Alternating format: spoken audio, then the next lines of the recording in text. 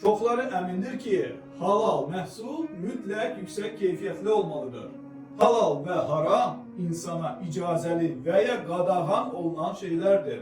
Keyfiyyət isə məhsulun xüsusiyyətləridir. Tərkibi, təmizliyi, əldə olunması, saxlanılması. İki sadə nümunə. Yüksək keyfiyyətli xarici balı yerli bal kimi satmaq. Bu aldatmaq deməkdir. Aldatmaq isə haramdır. Amma məhsulun keyfiyyəti buna görə dəyişmədi. Əks nümunə. Aşağı keyfiyyətli bal satılır. Lakin alıcı keyfiyyət barədə məlumatlandırılır. Yalan yoxdur. Bu halaldır. Buna baxmayaraq keyfiyyət aşağı olaraq qalır.